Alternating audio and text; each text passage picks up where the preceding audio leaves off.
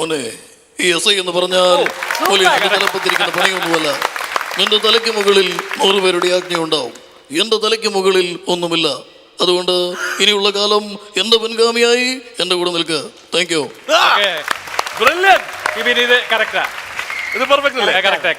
ഒരുപാട് അഭിനയിച്ചല്ലേ? പിന്നെ എന്റെ കൂടെ ആദ്യമായിട്ട് അഭിനയിച്ചേ. എന്നാ സീമ ചേച്ചിയായിട്ടൊന്ന് സംസാരിച്ചേ. ക്യാപ്റ്റൻ രാജു ഒന്ന് സംസാരിച്ച് നോക്കട്ടെ. സീമ ചേച്ചി എടുത്ത വിശേഷങ്ങളൊക്കെ ചോദിച്ചു. അതെനിക്ക് മോനെ ഈ എസ് ഐന്റെ സംഭവം പറയണേ, എന്നാലേ വരുള്ളൂ. നമ്മൾ ഒരുമിച്ച് ഒരുപാട് സിനിമകൾ അഭിനയിച്ചിട്ടുണ്ട്. എന്താ വേണ്ടെന്ന് പറഞ്ഞേ? എനിക്ക് ആദ്യം പിച്ച് പിടിക്കാൻ വേണ്ടിട്ട് മോനെ ഈ എസ് ഐ എന്ന് പറഞ്ഞാൽ അതെന്താണെന്നറിയോ?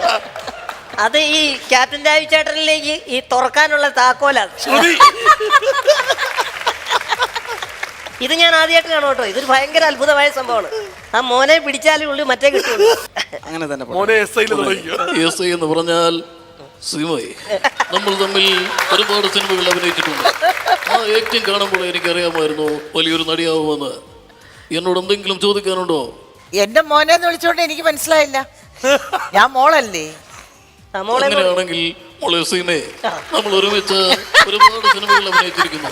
ആ അഭിനയത്തിൽ എന്റെ ഏറ്റവും നല്ല പെർഫോമൻസ് ഉള്ള സിനിമ ഏതാണെന്ന് എന്തെങ്കിലും ഓർമ്മയുണ്ടോ?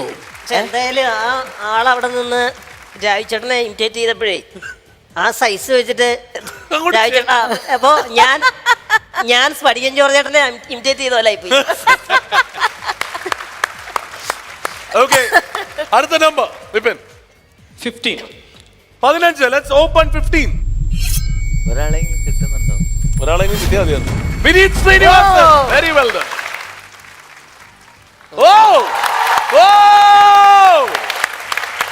നിഗമനങ്ങളിൽ ഞാൻ എത്തിക്കളഞ്ഞു. ഇന്ന് ഫീൽഡ് ഓപ്പറേഷന്റെ സമയമാണ്. പല രൂപത്തിലും ഞാൻ കളത്തിലിറങ്ങും. എന്റെ രീതി വ്യത്യസ്തമാണ്, ചെലവ് കൂടിയതാണ്. പക്ഷേ ഡേസിയെ ഞാൻ കണ്ടുപിടിച്ചിരിക്കും.